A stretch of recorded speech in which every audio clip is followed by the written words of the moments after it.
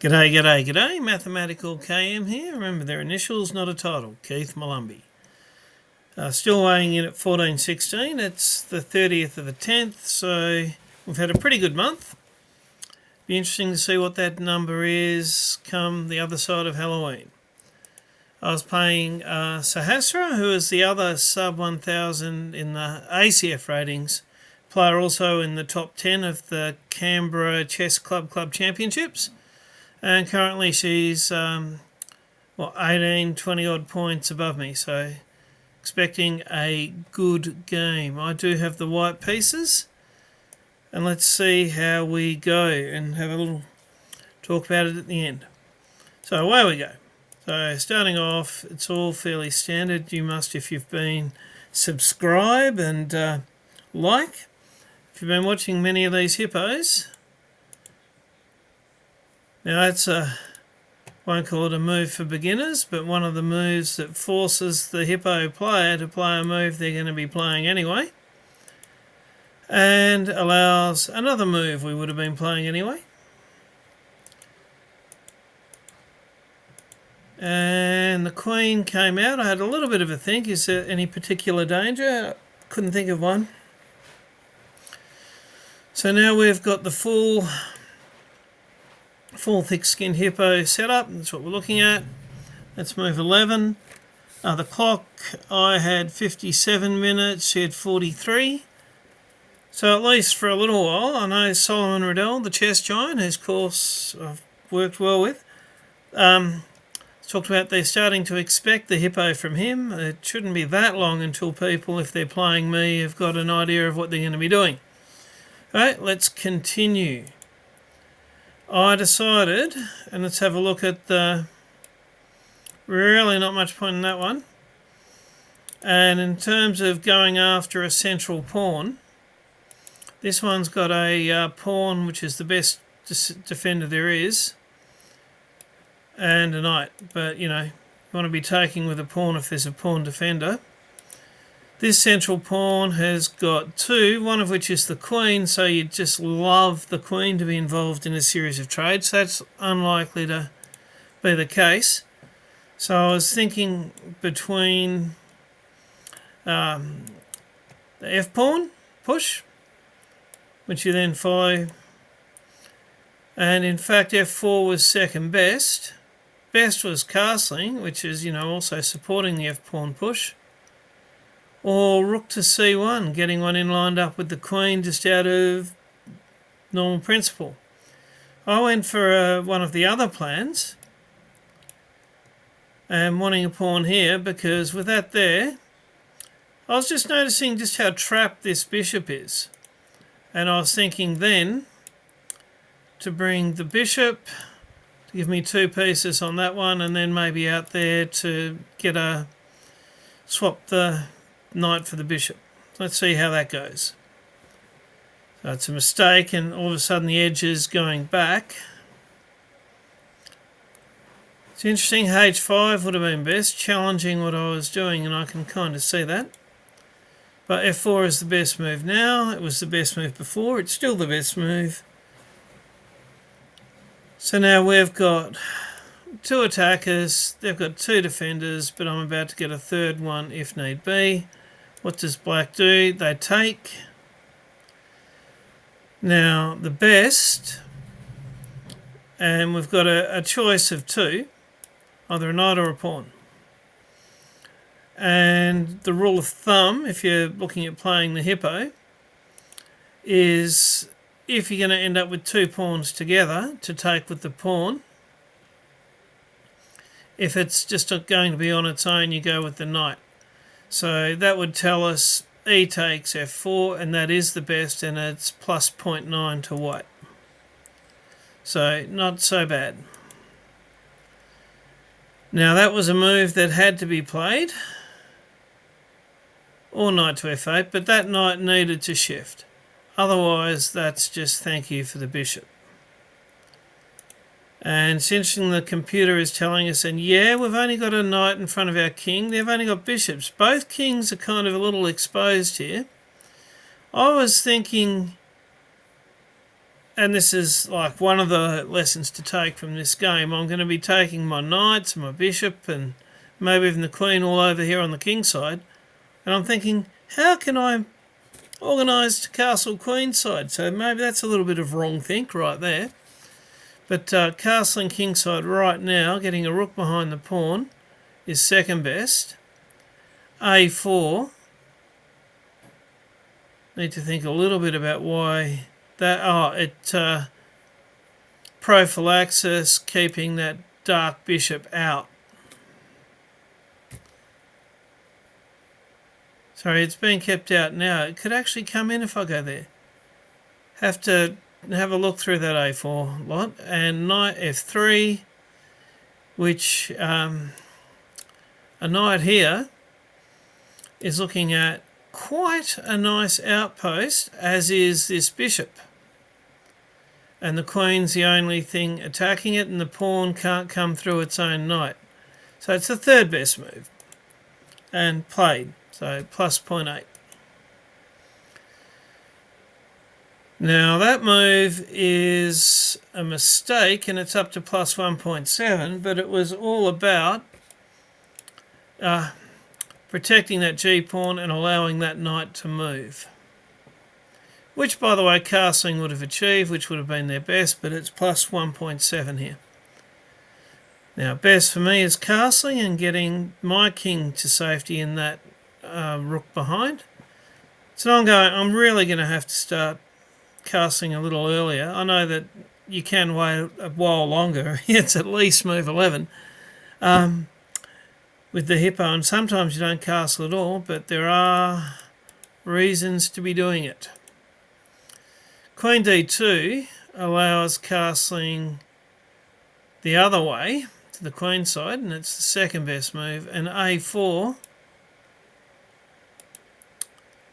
yeah, I guess it would allow the bishop to come here to get that pair of bishops off. There's maybe that idea, but I have gone with, and now queenside castling is an option, and there are some synchronicity with the bishop and the queen. And we're up plus 1.3, 15 moves in. Now, that knight move is a mistake. We're up to plus 2.5 or 2 there, depending on what you want to look at. And now, even now, castling, so the king is behind the pawn screen and most of my pieces. Very obvious now.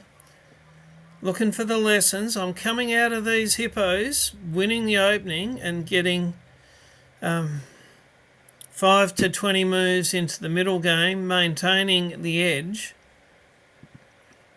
We're going to pick up the follow-through. Anyway, best now, that's probably the a4 bishop there. Or castling to the king side. Third best, f5. The threat's been there for so long to, get that bishop out of town and, clear a path to the black king. It's a miss. I've castled the wrong way. There's a few pawns, but it hasn't got all the nice friendly defenders of the king. Still plus 1.2 to white. If black would have been advised to castle queenside as well. And, black's actually maybe got a bit more firepower over that way than what I do. But clearing the path, and it is giving a battery to a pawn, which is actually protected by two pieces at the moment. So it's not an initial worry. And in fact, f5 is, just moving that pawn forward and threatening that bishop, getting a complete path to the king. Which I then, there's a open file, try and get a rook on it before he castles. What did I do? Little silly, really. In fact, called a mistake down to 0.87. f5 was best, and it would have been more than a pawn better. So carry through with the threat, clear the path to the king, get the rook to it. Ideas for future games. And, apart from anything else, ouch, this bishop was protecting this pawn. Still 0.8 to white, so that's something. And, that's beautifully done, because not only is it a peekaboo at the queen, because it's check, I've got to move the king. The bishop comes back. How is it a great move to save your queen from my bishop? Explain that one, chess.com. Anyway, it was still +1 to white. And that was a mistake. Let's take a look at this. Just taking his bishop, his queen takes. Then my pawns are better than what is going to end up happening. Second best is rook h to e1, lining it up on the king. We know we want to do that. And knight e to d4. Threatening that bishop, but more importantly, really opening the path to that king. In the hindsight's a beautiful thing, but there's me thinking about taking back with the queen. It's just a mistake. I really should be focused on opening that open file and getting a rook on it and attacking his king while his king's still in the centre. Anyway, he takes. Knight takes would have been better because he wouldn't take with the queen, and then I could get a rook in, and then when the knight moved away, the bishop would be pinned and the pawn could come forward. None of which is going to be available as a plan now. About the only thing I can say is at least I've got a knight, an octo knight in the middle. It can be asked to move away, but if that happens, it's not quite central, but a nice place for a white knight to be right up in the thing. But it's 0.2 to black, so lost the advantage that I'd gotten coming, 19, 20 moves in.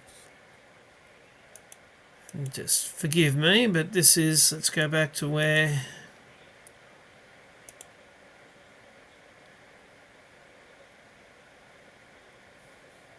bishop takes would have been brilliant, keeping and clearing the path. Queen to a5 is interesting and different plan altogether. Or the rook over to e1 even is better, which is like it's still got two pieces and one of his in the way, but it's still that idea. But the best forced I take, he has to take, and then there's only the two pieces in the way, is taking with the bishop. So let's dive along to where we got up to. He invites the knight to move, the knight comes across. We're at minus 0.6. So I've lost the advantage that I won in the opening. Okay, he's threatening the knight. F5 is best, protecting the knight. He takes. It's an interesting place to have a pawn. It's quite close, even if it's well and truly blocked off. He comes back. There's only one good move now. I've got to protect that second G-pawn. It's a great move. It's protecting it. He castles. Okay, now the plan, and we've got, see, this says 0.8 and this says 0.3, or 0.4 by the look of it. Plan at this point is rooks on the 7th rank, using the open file, which we got to first. These are the key moves of this game. By the way, that knight, I'm pretty happy that it can't come. It's a bad piece. My knight is a better piece, and my bishop's biting on stuff at the moment, but I like my pieces and I'm working on that open file. That's called a mistake, and we're back up to plus 1.8. Now, yeah, d4 is actually best. Why are we playing d4? Just call us Karpov. This knight, it can't come here or here or here or here. It's just moved there. Talk about gaining a few tempo. It's about to move back. There you go. And this is the key move which was not played. Oh, it's interesting that bishop f1. But for the plan that I've got of wanting two rooks doubled up, get them down there, make use of the file, particularly as his rooks aren't connected, doubling my rooks and doubling them quickly is the plan. And cold light, harsh light of day, that is the way to do it.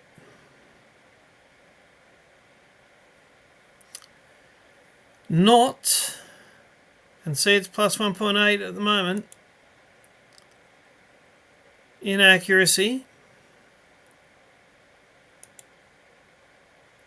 and the mistake over there. So we've both ignored that central file fight. Rook to e3, followed by rook to d to e1, or the other way around. That's the only two ways. Bishop to f1 is that other plan, but I was thinking about, it's still plus 1.6 because there is some validity to, if his king's still there, discovered check, and then the pawn gets to take a dark pawn and try and open a path in there. But focus on the open file, Keith. But he saw, rather she saw that threat and moved across. Now, if we could just come back to rook e3. But no, rook e7 is a mistake. It's a miss. Now I figure if it comes here, the king there, and use the black pawn as a great defender of the king, and it'll all be great. And she takes there, I can take back, and it'll just be a new white pawn keeping that knight at bay. So I can see why it's a bit of a miss. That from 1.7 brought it back up to, you know, the idea of using the doubled rooks and then getting him onto the 7th rank. Right now, funny that b times a4 is good because his knight would come in, but rook d to e1 is the continuation of the plan. And once that one's there, then move that one. Problem being, if I move across first, he gets to stop my rook from coming in. She does, sorry. But that is move 31, that's key. Call a miss, drops to 0.7 the other way. Takes, it's interesting that ignoring what's happening here and just trying to get my rook there to get this, you know, the two rooks going across trying for the checkmate is the way to go. So that's a little bit of calculation that would have given rook e1 was 0.4 to me. Or bishop f1, but you'll notice that taking back and controlling the knight with a new pawn there is not one of the top three. Played it, it's a miss, throws it back to 0.8 to black. Black grabs the open file. I should have grabbed the open file and let that pawn take me or move forward. Woulda, coulda, shoulda, didn't.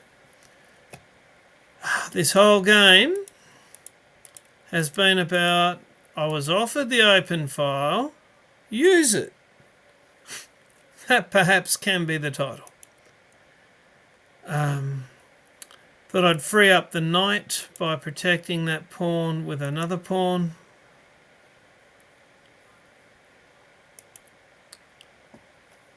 because I had half an idea that my knight might need to move and I didn't want that knight taking that. Knight to d3, which is just giving up that pawn. It's a edge to me, plus 0.2.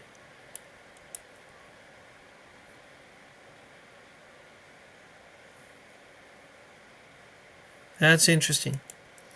But I've gone rook protects pawn. I'm going a little bit overly passive, and this is where she's outplayed me. The bishop's protecting everything's covered. Nothing is hanging. Well, that one is, but that's a great move, bringing that the knight into the fray. Now we've got two pieces attacking the pawn and only the one defender. No easy way of getting another defender. And I've gone for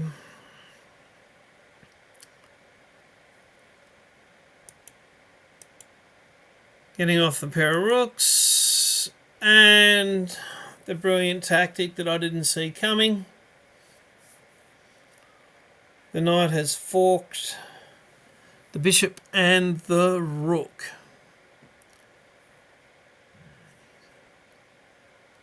It is interesting that keeping the rook is my best. Nothing's good.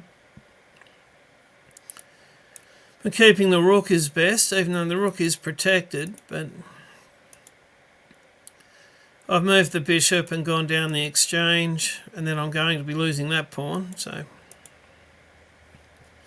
and now we're minus 5.5. And from here, it's going to be a little bit too hard to recover. I did my best to keep that rook out, but it's just really not possible. So the last little vague hope was trying to get that pawn. It got there, it became a queen, it said check, and then I've shaken her hand. Well played. But if we look at the review, a couple of times there, let's get that out of the way, I've had my chances, and it's largely been about making use of that open file, and I made a bit of a dog's breakfast of what should have been a fairly standard sort of a manoeuvre. So again, we can be pretty happy with the opening. Let's see what the computer says. But the opening and the first half of the middle game, we're going well. And that's been across the ones that we've stuck with it and won, and the last two games where we've let it slip in that middle game. 78 to 84, both had some great moves. But 94.1 to 92.7, so winning the opening. And what is that? 65 to 71. But I dare say the first half of the middle game we're doing great. And congratulations to Sahasra on her endgame accuracy. I'll head for the Chess Giants endgame course at this point. But actually it's the middle game. We saw Monday nights we had plus 3.8 and we had a pretty bad king move. It took it from plus 3.8 to 0, and here, and let's, before we end the video, let's just take a quick look. I think that was a roundabout move.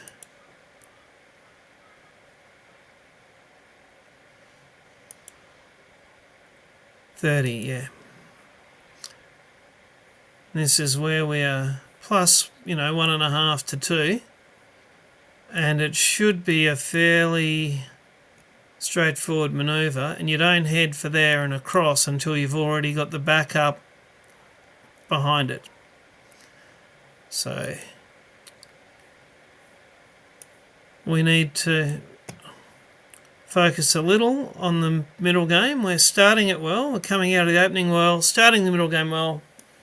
Just got to put the ball in the hoop. But I will talk to you guys next time, and hopefully we'll have a bit of a... We won't be 14-16, no more, when we see what happened in the month of October. So, bye for now.